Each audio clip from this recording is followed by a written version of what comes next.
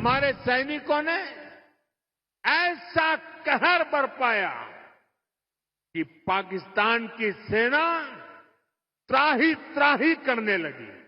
भारत की सफलता में मणिपुर के भी अनेक वीर बेटे बेटियों का शौर्य शामिल है। मणिपुर में शांति और स्थिरता आए, यहां के लोगों के हित सुरक्षित रहे, जो कैंपों में रहने को मजबूर है उनका जीवन फिर पटरी पर आए। सरकार द्वारा विस्थापितों के लिए 7,000 नए घर स्वीकृत किए गए हैं। हाल ही में केंद्र सरकार ने मणिपुर के लिए लगभग 3,000 करोड़ रुपए का विशेष पैकेज भी घोषित किया है। मणिपुर की हजारों वर्ष पुरानी समृद्ध विरासत है। यहां संस्कृति की जड़ें मजबूत है, गहरी है। मणिपुर मां भारती के मुकुट पर सजा मुकुट रत्न है। इसलिए हमें मणिपुर की विकासवादी छवि को निरंतर मजबूत करना है। मणिपुर में किसी भी तरह की हिंसा दुर्भाग्यपूर्ण है। ये हिंसा हमारे पूर्वजों और हमारी भावी पीढ़ी के साथ भी बहुत बड़ा अन्याय है। इसलिए हमें मणिपुर को लगातार शांति और विकास के रास्ते पर आगे लेके जाना है और मिलकर के जाना है। भारत की आजादी की लड़ाई में, भारत की रक्षा में मणिपुर के योगदान से हमें प्रेरणा लेनी है। ये मणिपुर की ही धरती थी जहां इंडियन नेशनल आर्मी ने पहली बार भारत का अपना ध्वज फहराया था। नेताजी सुभाष ने मणिपुर को भारत की आजादी का द्वार कहा था। इसी मिट्टी ने अनेक वीर बलिदान दिए हैं। हमारी सरकार मणिपुर के ऐसे हर महान व्यक्तित्व से प्रेरणा लेते हुए आगे बढ़ रही है। हमारी सरकार ने और एक बड़ा कदम उठाया है। अंडमान और निकोबार द्वीप में माउंट हैरियट का नाम बदलकर माउंट मणिपुर रखा गया है। ये मणिपुरी स्वतंत्रता सेनानियों को भारत के 140 करोड़ देशवासियों की श्रद्धांजलि है।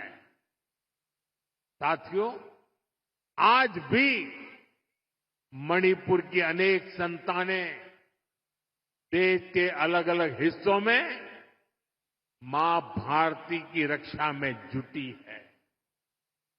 अभी ऑपरेशन सिंदूर में दुनिया ने भारत की सेना के सामर्थ्य को देखा है। हमारे सैनिकों ने ऐसा कहर बरपाया कि पाकिस्तान की सेना त्राही त्राही करने लगी। भारत की सफलता में मणिपुर के भी अनेक वीर बेटे बेटियों का शौर्य शामिल है। ऐसे ही हमारे एक जांबाज शहीद दीपक चिंगखम के शौर्य को मैं आज नमन करता हूं। ऑपरेशन सिंदूर के दौरान उनका बलिदान देश हमेशा याद रखेगा।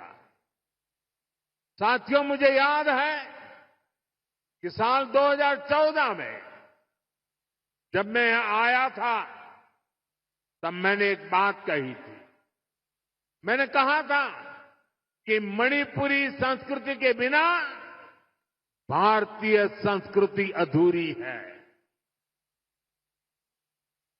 और मणिपुर के खिलाड़ियों के बिना भारत के खेल भी अधूरे हैं। मणिपुर का नौजवान तिरंगे की शान के लिए जी जान से जुटने वाला नौजवान है। उसकी पहचान को हमें हिंसा के काले साए में दबने नहीं देना है। साथियों, आज जब भारत ग्लोबल स्पोर्ट्स का पावर हाउस बन रहा है तब मणिपुर के नौजवानों का दायित्व और भी अधिक है। इसलिए तो पहली नेशनल स्पोर्ट्स यूनिवर्सिटी के लिए भारत सरकार ने मणिपुर को चुना। खेलो इंडिया स्कीम और ओलंपिक पोडियम स्कीम से आज मणिपुर के अनेक खिलाड़ियों को प्रोत्साहन दिया जा रहा है। मणिपुर के युवाओं के लिए यहां आधुनिक स्पोर्ट्स इंफ्रास्ट्रक्चर भी बनाया जा रहा है। पोलो को बढ़ावा देने के लिए यहां दुनिया की सबसे ऊंची पोलो प्रतिमा के साथ मार्जिन पोलो कॉम्प्लेक्स स्थापित किया गया है। यहां के ओलंपियंस को सम्मानित करने के लिए ओलंपियन पार्क भी बनाया गया है। कुछ दिन पहले ही सरकार ने नेशनल स्पोर्ट्स पॉलिसी खेलो इंडिया नीति इसकी घोषणा की है। इससे आने वाले समय में मणिपुर के नौजवानों को बहुत अधिक फायदा मिलेगा। साथियों, मणिपुर में शांति और स्थिरता आए, यहां के लोगों के हित सुरक्षित रहे, जो कैंपों में रहने को मजबूर है उनका जीवन फिर पटरी पर आए, इसके लिए हमारी सरकार निरंतर काम कर रही है। सरकार द्वारा विस्थापितों के लिए 7,000 नए घर स्वीकृत किए गए हैं। हाल ही में केंद्र सरकार ने मणिपुर के लिए लगभग 3,000 करोड़ रुपए का विशेष पैकेज भी घोषित किया है। इसमें विस्थापितों की मदद के लिए 500 करोड़ रुपए से अधिक का प्रावधान किया गया है। जिन्होंने हिंसा की आंच सही है वो जल्द से जल्द सामान्य जीवन की तरफ लौटे, ये हमारी बहुत बड़ी प्राथमिकता है। मणिपुर पुलिस के लिए बना नया हेडक्वार्टर भी इसमें आपकी बहुत मदद करेगा।